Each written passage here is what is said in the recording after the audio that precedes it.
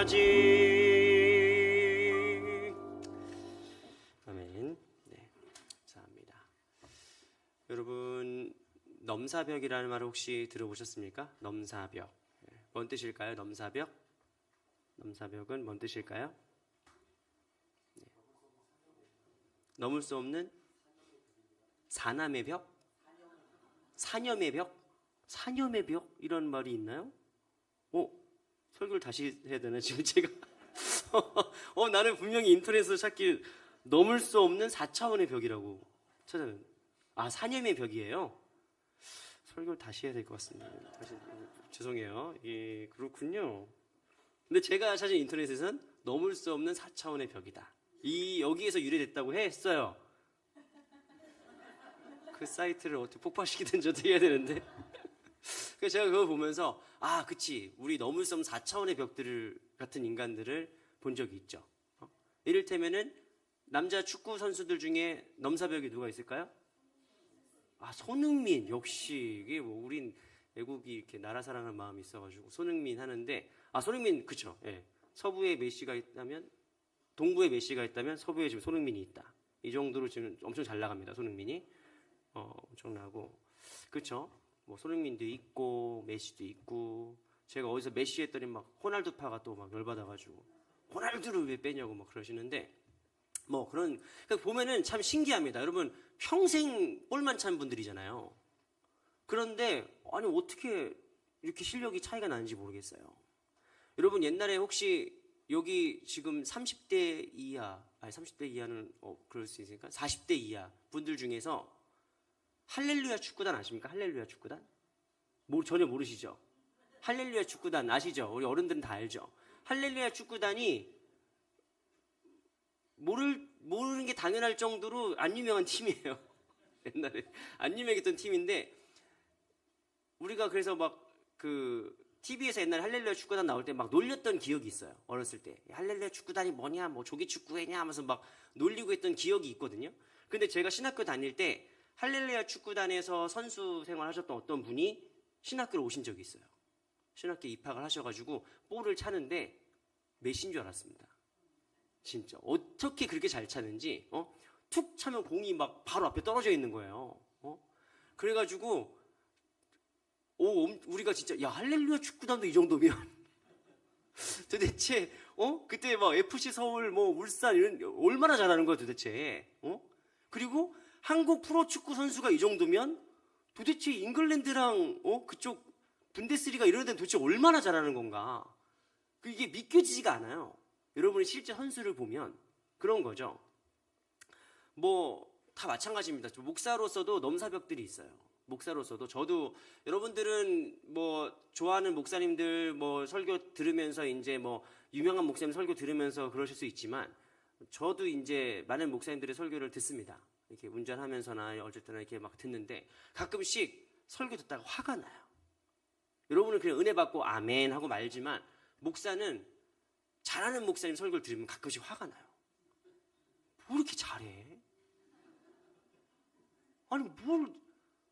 나 분명히 지난주 내가 본문을 했던 설교인데, 나도 설교 열심히 준비해가지고 하고 했는데, 뭐 이렇게 비교되게 해? 그런 분들이 있어요. 우리 신영주 목사님도 계시고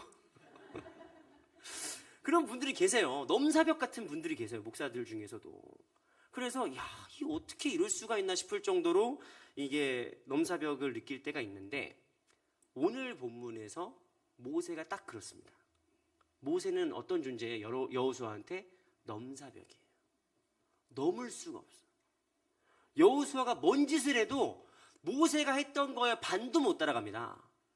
모세는 어떤 사람이냐? 이게 그냥 뭐 10년에 한 번, 20년에 한 번 나올까 말까 하는 그런 사람이 아니에요. 100년에 한 번, 500년에 한 번 나올까 말까 하는 사람도 아니에요. 이 사람은 1000년에 한 번 나올까 말까 하는 사람이에요.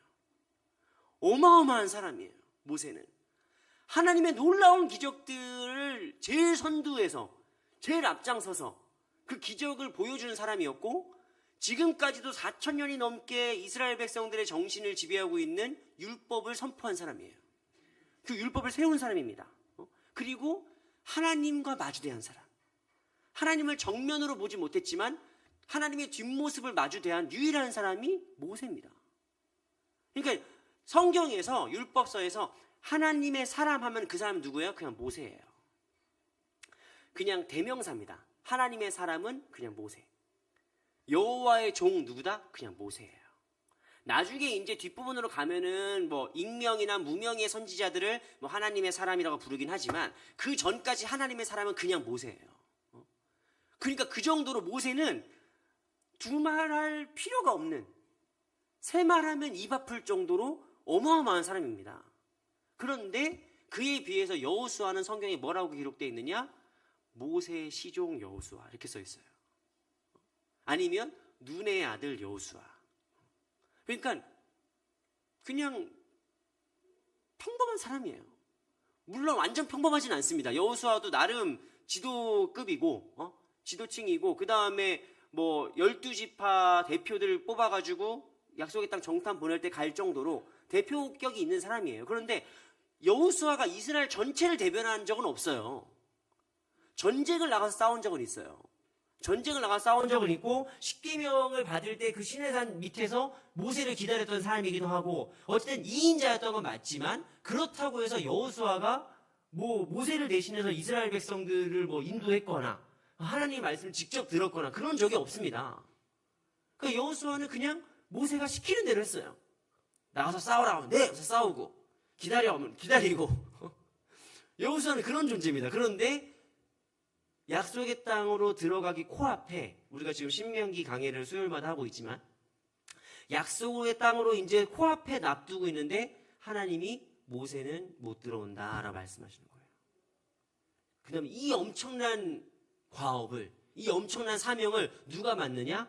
여호수아가 맡습니다. 여호수아가 맡아요. 여러분 여호수아 입장에서는 어떤 생각이 들까요? 차라리 40년을 더 돌지. 차라리 내가 지금까지 40년 동안 모세 밑에서 이렇게 하면 된다, 광야에서 이렇게 하면 된다라는 거를 쭉 배워왔어요.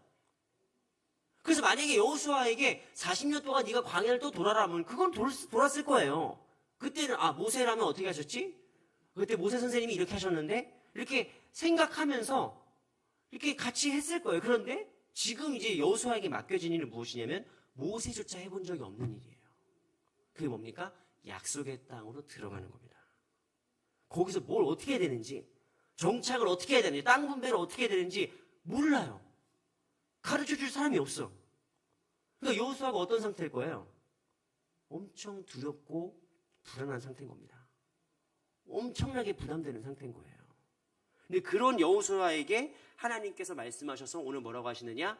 강하고 담대해라 라고 말씀하시는 겁니다.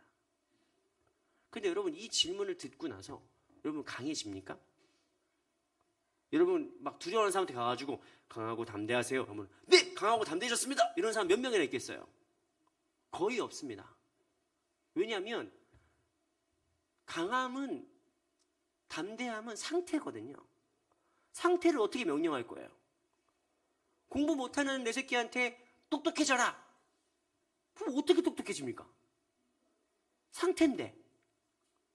그러니까 여러분 명령은 행동으로 가야지 상태를 명령하는 건 없어요.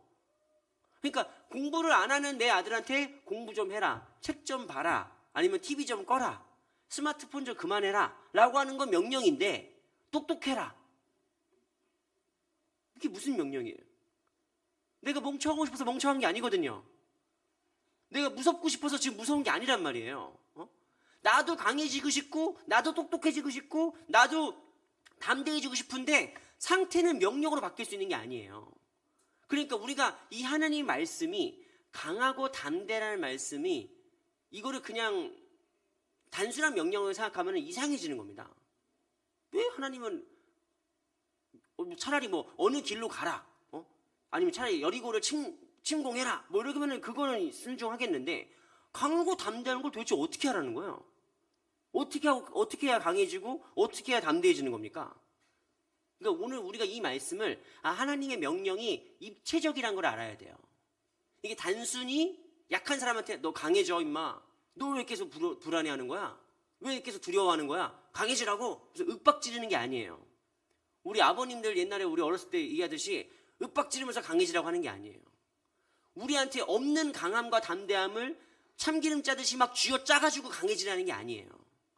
오늘 하나님께서 우리에게 강하고 담대함을 말씀하시는 첫 번째 이유는 무엇이냐? 하나님은 우리가 얼마나 약하고 불안한지를 아시기 때문입니다. 그 뭐예요? 첫 번째 뜻은 뭐예요? 우리를 인정하시는 거예요. 우리 이해하시는 거. 여러분, 독일의 철학자인 마틴 하이데거가 뭐라고 얘기했냐면은 인간의 그룬트게필, 인간의 근본 기분, 인간이 태어나자마자 느끼는 근본 기분은 앙스트, 불안이다라고 읽겠습니다. 불안. 아기가 태어나자마자 왜 울까요? 울어요. 왜 울까요? 불안해서 우는 거예요. 어떻게 살까? 앞으로 내 인생은 어떻게 될까? 이 집은 지금 어느 집일까? 우리 엄마 아빠는 어떤 사람일까? 불안해서 우는 거예요. 우는 거예요. 여러분, 그게 우스갯소리 같긴 하지만, 여러분, 그 철학자들이 특별히 실존주의 철학자들이 본 인간은 어떤 상태냐? 인간을 하이데거는 다자인이라고 부른다. 다자인. 메인쉬가 인간인데 다자인이다. 인간은 다자인. 다자인이라는 게 뭔 뜻이냐면은 다 영어로 there이거든요. 거기라는 뜻이에요.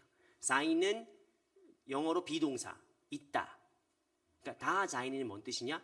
거기 있는 존재예요. 여러분, 우리 중에 그 누구도 태어나고 싶어서 태어난 사람이 없습니다. 우리 중에 그 누구도 이 고생을 하려고 태어난 사람은 없어요. 우리 중에 그 누구도 이 호사를 누리려고 계획한 사람은 없어요. 눈 떠보니까 이게 있는 거야. 내가 눈 떠보니까 이 어려움을 겪는 거고, 그냥 눈 떠보니까 이런 은혜를 받고 있는 거예요. 그러면 뭡니까? 언제 눈 감았을 때 이게 언제 사라질지 모르는 거잖아요. 그 인간은 어떤 존재다? 그냥 두려운 존재다. 그냥 기본적으로 불안한 존재다.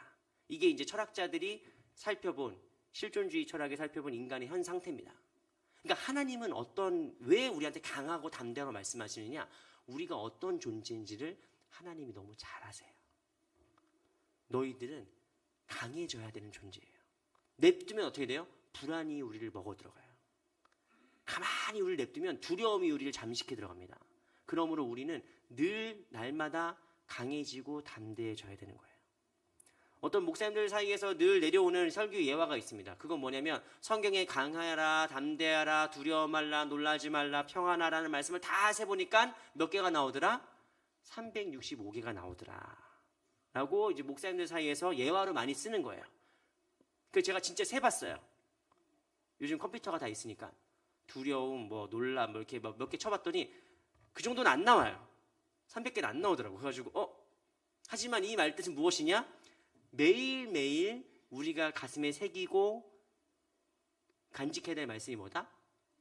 강하고 담대하라는 거예요. 왜냐? 인간이 그렇게 생겨먹었기 때문이에요. 인간은 그냥 그렇게 생겨먹었어요. 불안과 두려움이 우리를 잠식하게 생겨먹었어요. 그러니까 늘 강함과 담대함으로 우리의 마음을 고쳐내야 되는 거예요. 그래서 강함과 담대함은 여러분 선택하라는 겁니다. 강함을 선택하라는 거예요. 담대함으로 결단하라는 거예요. 안 그러면 우리가 약함으로 빨려 들어가니까, 우리가 불안함과 두려움 속에 빨려 들어가니까 강함과 담대하기로 내가 마음을 선택하는 거예요. 결단하는 거고. 그럼 어떻게 강할 수 있느냐? 강함은 상태인데 어떻게 우리가 강해지고 담대해질 수 있느냐? 성경은 우리에게 뭐라고 말씀하냐면 6절 말씀에 이렇게 얘기합니다. 강하고 담대하라 했을 때 그 강하고는 히브리어로 하자크라고 하는데, 하자크, 이 하자크라는 말의 원뜻은, 기본 뜻은 뭐냐면은 잡는다라는 뜻이에요.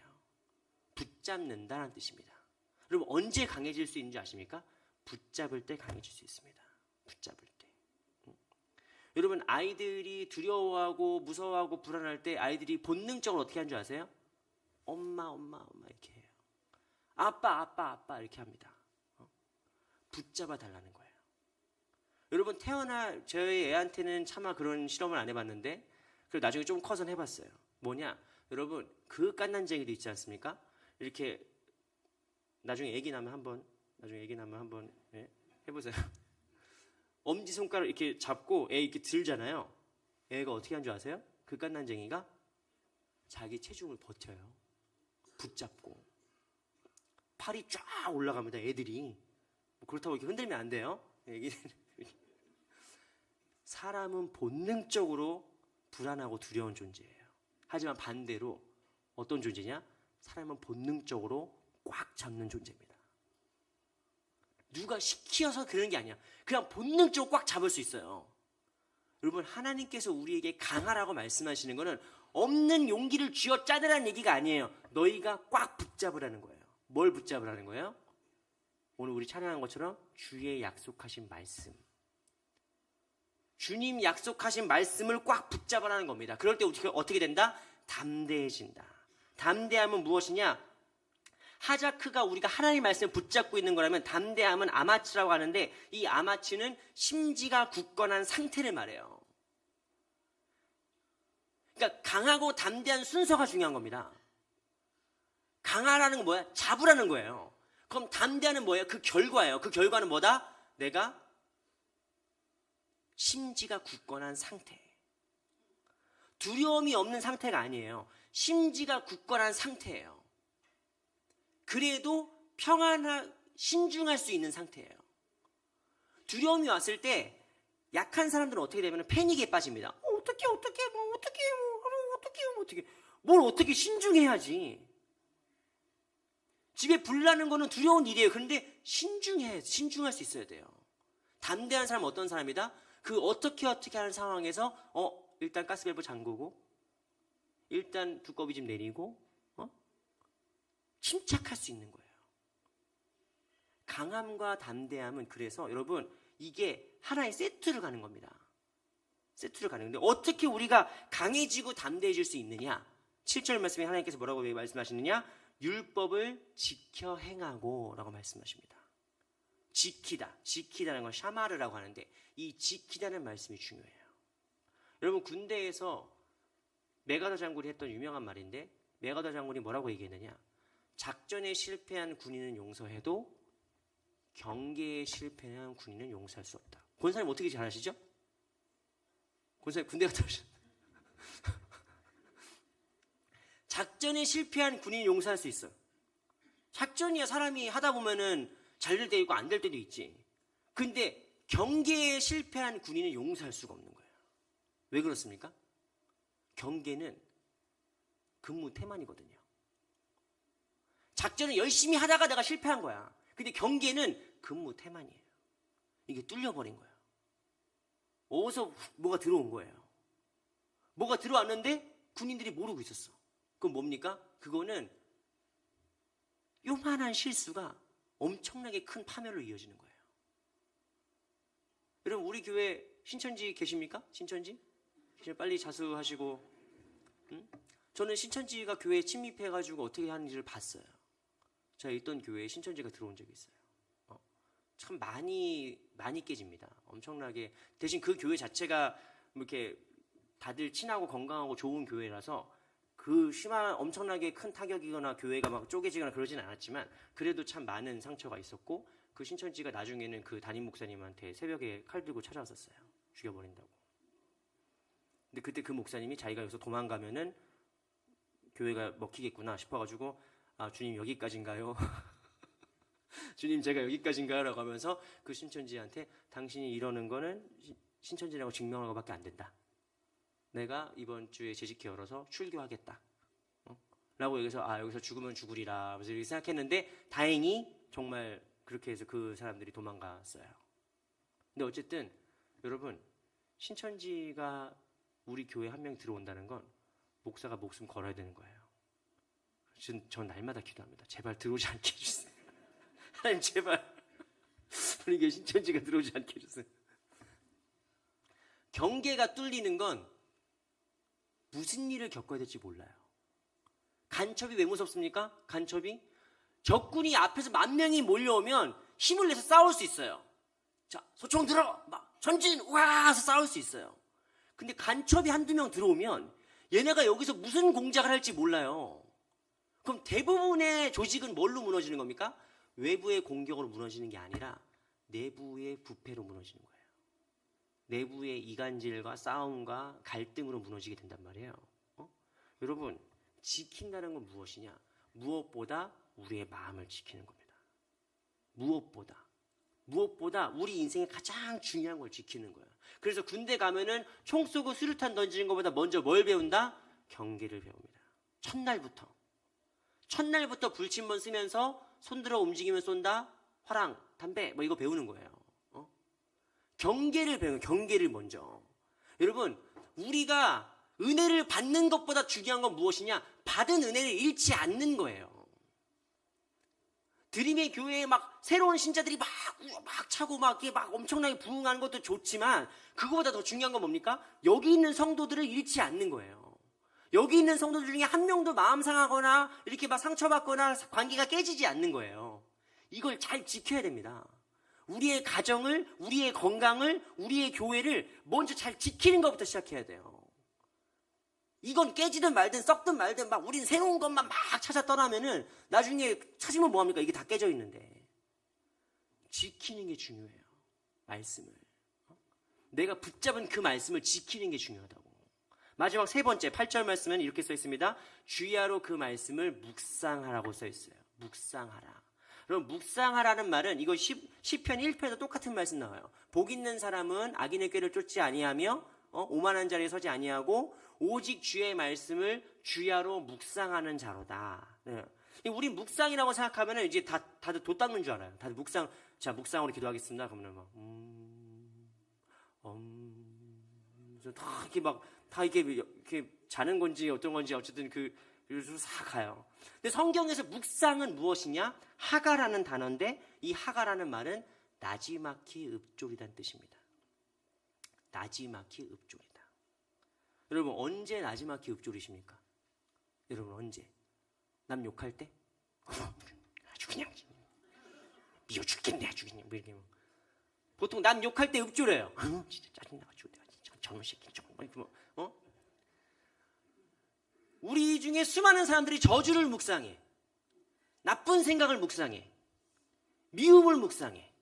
어떻게 나한테 그럴 수 있어? 아주 그냥. 근데 성경은 뭐라고 합니까? 말씀을 묵상해라. 말씀을 묵상해야 돼요. 주님 오늘 우리에게 뭐라고 말씀하세요? 강하고 담대하라. 강하고 담대하라. 여러분 묵상은 무엇이냐? 조용히 중얼중얼 되는 건데 나에게 이 말씀이 떠나지 않게 하기 위해서 중얼중얼 되는 거예요. 계속 중얼거리다 보면 어떻게 되는 거죠? 암기가 되죠. 암송이 됩니다. 여러분 그래서 말씀 암송은 사실 되게 소중한 거예요. 중요한 겁니다. 요즘같이 이제 뭐 인터넷 치면은 뭐 성경 구절 탁 나오고 튀어나오고 그러니까 그때 그 말씀 뭐였지? 이렇게 탁 치면 바로 나와요. 그러니까 저도 목사로서 암송을 좀 요즘 게을리해가지고 뭐였지? 치면 나오니까 우리 단어는 기억나고 그러니까 이제 단어나 사건은 기억나니까 치면 나오긴 하지만 여러분 아무리 그래도 미리 매일 총알이 장전된 사람이랑 인터넷에 쳐야 총알이 나오는 쿠팡 주문하는 사람은 다른 거예요. 여러분 말씀을 암송해야 돼요. 말씀을 중얼중얼 대면서 꼭 토식까지 암송하고 그런 걸 떠나서 그 말씀을 내가 매일 입으로 이렇게 되새겨야 돼요. 그래야 뭐가 됩니까? 말씀이 내면화됩니다. 내재화돼요. 밥 먹고 꼭꼭 씹어서 이렇게 되새김질하는 것처럼 그래야 이게 내 영적의 근육을 형성하고 내 골격을 튼튼하게 하고 피를 돌게 하는 거예요. 말씀을 중얼중얼 거리면서 읊조려야 됩니다. 내면화시켜야 돼요.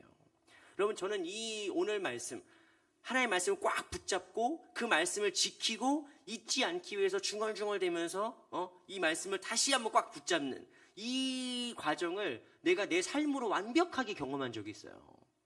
물론 한두 번은 아니지만 특별히 나누고 싶은 때가 언제냐면은 바야흐로 2004년 3월. 2004년 3월은 무슨 일이 있었냐면 제가 이라크 파병 부대에 전입을 간 그 날입니다. 믿기지 않으시겠지만 제가 특수부대 출신이에요.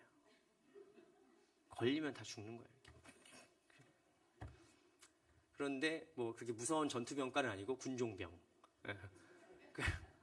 특수부대들 막 있는 데서 군종병 였는데 어쨌든 군종병에 제가 선정이 돼가지고 거기 갔습니다. 그때 왜 갔냐면은 그때 제가 상병 봉급이 월급이 2만 원이었어요. 상병 월급이. 근데 파병 수당이 220만 원이라는 거예요. 그래가지고 이건 뭐 비교가 안 되잖아. 그래가지고 파병 지원을 해가지고 돈 벌어보겠다고 파병 지원해가지고 제가 파병 부대를 갔습니다. 갔는데 여러분 옛날에 강철 부대 뭐 이런 TV 보신 적 있나요? 강철 부대 막 707 부대 막 특전사 뭐 UDT 이런 사람들 있잖아요. 전 다 봤어요. 한 번에 다 봤습니다. 그럼 정말로 저 사람들은 맨손으로 사람 죽이는 사람들이구나. 진짜 무서워요. 진짜 무섭고 막 진짜 우락부락하고 거기서 이제 저는 군종병으로서 이제 끌려갔는데 여러분 뭐든지 그렇지만 인생은 뭣도 모를 때 하는 겁니다. 뭣도 모를 때 하는 거예요. 파병도 뭣도 모를 때 갔었어야 돼요. 여러분 자녀분들 중에 아직 결혼 안 한 자녀들 있잖아요. 너무 많이 알아서 그래요. 너무 많이 알면 결혼을 못해. 너무 많이 알면 뭘 못해요. 뭣도 모를 때 했었어야 돼. 제가 원래 이라크 3월달에 파병부대 3,000명이 모여서 파병부대 구성되고 결성되고 이제 4월달에 바로 가는 거였어요. 3월 말부터 촉촉촉촉 가는 거였어요. 그런데 그때 무슨 일이 벌어졌냐면은 2004년도에 노무현 대통령이 탄핵을 당했어요. 갑자기. 그래서 군 최고 통수권자가 이 파병을 결정을 해줘야 되는데 대통령이 탄핵을 당하고 정치권에서 막 싸움이 나고 난리가 나니까 아무도 결정을 안 해주는 거예요. 이 책임을 누가 져? 대통령이 아니고. 그러니까 거의 뭐 부대가 실미도처럼 돼가지고 계속 훈련만 하는 거예요. 이제 훈련만. 계속 훈련하고 막 이렇게 사람들이 뭣도 모르고 갔었어야 되는데 이제 훈련을 계속 하면서 밤에는 뭐 합니까? 밤에는 시청각 훈련을 해요. 시청각 교육. 시청각 교육을 하는데 이미 전쟁을 2년 이상 했던 그 미군 애들이 갖고 있는 시청각 자료들이 있습니다. 그런 걸 보내줘요. 그래서 이제 그런 사고 영상들을 보여주는 거예요. 미군 애들 이제 부대가 사고 영상을 보는데 이게 뭐 TV나 다큐멘터리 같은 데서 편집된 사진 영상이 아니라 실제로 정말 이렇게 막 폭발하고 사람 죽고 한 영상들을 본단 말이에요. 거기에서 그거를 보고 나잖아요. 그럼 밤에 이제 그거 보고 자야 돼요. 그럼 그거를 밤에 그 시청각 자료를 본 다음에 나와서 다 담배만 핍니다. 진짜 밖에 나와가지고 다 아이씨 막 담배 연기가 거의 여호와의 영광처럼 막 빽빽해져요. 거기가 그 연병장이 담배 연기로 꽉 차요. 앞이 보이지 않아. 근데 불안해서 그래요. 두려워서. 여러분 707이고 특전사고 뭐 UDT고 막 그 뭐 맨손으로 사람 막 탁 죽일 수 있는 사람들이에요. 인간 병기예요. 인간 병기. 근데 그 인간 병기들이 어떻게 하는 줄 아세요? 나와서 아이씨 예. 말도 안 나와. 왜? 언제 죽을지 몰라. 그 사람들 인간 병기입니다. 맨손으로 사람 죽일 수 있고 칼 하나 쥐어든지 총 하나 쥐어주든지 뭐라도 해도 뭐 몇 명이고도 싸울 수 있는 사람이 일당백인 사람들이에요. 일당백이면 뭐해? 갑자기 가다 죽는데. 일당백이면 뭐해? 갑자기 차가 폭발해서 죽는데. 애가 아프다고 하면 헬프 해서 애한테 갔더니 애한테 막 폭탄 설치해놓고 걔네들이 테러리스트들이 강아지한테 폭탄 설치해놓고 뭐 그런단 말이에요. 그러니까 싸워보지도 못해. 내가 언제 어떻게 죽을지 모르는 상황이에요. 그러니까 그 3,000명이 다 어떻게 되느냐? 두려움에 눌려버려요. 내가 그걸 경험했어요. 두려움이 얼마나 무서운 건지 아십니까? 특전사고 뭐고 두려움에 잡아먹히면 다 애기가 돼버려요. 다 무능력해집니다. 너무너무 무서워지는 거예요. 저는 어땠을까요? 저는 죽는 줄 알았어요. 저도 제가 그때 담배 폈을까요? 안 폈을까요? 거기까지 하겠어요. 그런데 그때 이제 위문 예배를 되게 그때 처음으로 이제 파병 부대였으니까 그 많은 교회들이 이제 위문 예배를 많이 왔었습니다. 말씀도 전해주시고 이제 뭐 그 다른 팀들이 와가지고 위문 예배를 많이 왔었는데 그 중에 제가 들었던 말씀 중에 그 목사님은 기억이 안 나는데 이 말씀이 기억이 나요. 말씀, 어떤 말씀을 들었냐면은 창세기 28장 15절, 야곱이 베델에서 하나님을 만나는 그 내용으로 이제 말씀을 전해주셨는데, 그 말씀 중에 창세기 28장 15절이 내 마음속에 확 들어오는 거예요. 그 뭐라고 하냐, 제가 읽어드릴게요. 내가 너와 함께 있어 내가 어디로 가든지 너를 지키며 너를 이끌어 이 땅으로 돌아오게 할지라. 내가 내게 허락한 것을 다 이루기까지 너를 떠나지 아니하리라 하신지라. 이 말씀이, 이 얘기 다 아는 얘기거든요. 베델에서 있었던 일이고 다 아는 일인데 이 말씀이 나한테 확 들어오는 거예요. 나중에 알았지. 이게 레마의 사건이라는 걸 알았어요. 레마.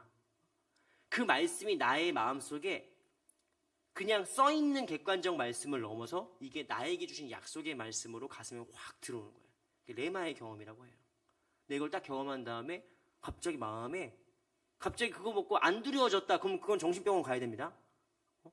여러분, 하나님 말씀을 듣고 내가 갑자기 두려운 게 하나도 없어져. 가지고 독사를 봐도 하하하 막 그러고, 절벽 위에 올라가도 하하하 그러면은 여러분 편도체에 문제가 생긴 거예요. 병원 가셔야 돼요. 그거는. 여러분, 예수 믿는다고 두려움이 사라지는 게 아니에요. 예수 믿는다고 불안이 사라지는 게 아니에요. 우린 인간인 이상 두려움과 불안 속에 있습니다. 그런데 말씀이 우리 안에 확 들어와서 내가 그 말씀을 꽉 붙잡게 되니까 어떤 생각이 확 드냐면은 신중해진다니까요. 평안이 와요. 나한테 어떤 평안이 오느냐? 아, 주님이 나를 떠나지 않으신다고 했다. 그리고 내게 허락한 것을 다 이루시기 전까지 나를 이곳으로 다시 돌려보내실 거라는 말씀이 믿음이 확 오는 거예요. 그런 다음에 만약에 내가 거기서 죽으면 뭐 거기까지 허락하셨나 보다 라는 생각을 바뀌는 거예요. 제가. 그래서 제가 그때 유언장을 썼습니다. 유언을. 수양록 뒤를 찢어가지고 유언장을 딱 썼어요. 왜냐하면 그때 참 안타까운 얘기긴 하지만 아프가니스탄에서 김선일 씨라고 잡혀가지고 참수당한 분이 있어요. 그 영상도 저희가 다 봤습니다. 여러분. 그거 보면은 뭐 특전사고 뭐고 다 물처럼 녹아요. 물처럼. 아이씨 어떡하냐 뭐. 근데 내가 그 마지막 그분의 참 안타까운 일이지만 그분의 마지막 유언에서 내가 참 솔직히 마음에 안 들었던 게 있어요. 그분이 신학생 출신이에요. 그분이 신학교 출신이에요. 근데 그분이 마지막 유언이 뭐였냐면은 I don't want to die였어요.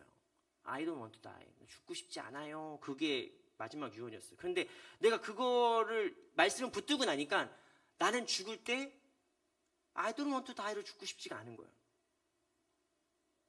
그래가지고 뭐 주 예수를 믿으라 뭐 이건 아니지만 내가 어쨌든 그래서 내가 죽을 때라도 하고 싶은 말을 유언장에 적은 거예요. 그래서 그걸 적은 다음에 그때 군종병이었으니까 병사들한테 보여준 거예요. 내가 이렇게 유언장 들고 다닙니다. 하나님이 나를 죽이시면 거기서 하나님 나라 가는 거고 하나님께서 나를 살려주시면 이게 나한테 믿음의 증거가 될 거다. 여기 하니까 예배 끝나고 군인들이 막사를 안 가는 거예요. 막사를 안 돌아가.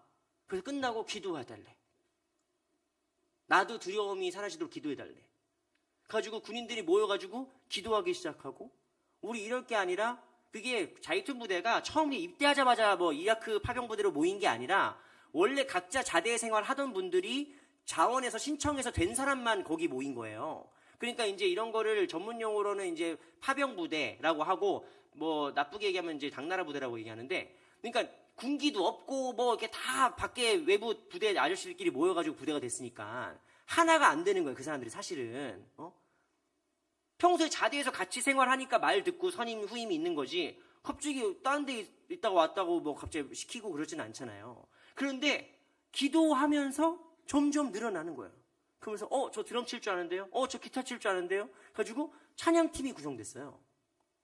찬양팀이. 나중엔 그 찬양팀이 어떻게 되냐면 자이툰 부대는 이제 공병부대랑 대민 지원 부대라서 그런 뭐 군악대 같은 게 없었습니다. 그런 걸 만들 그 상황이 아니었어요. 그런데 그 황무지 같은 데 가가지고 사람만 고쳐주고 벽돌만 뚝딱뚝딱 해주니까 너무 삭막하잖아요, 분위기가.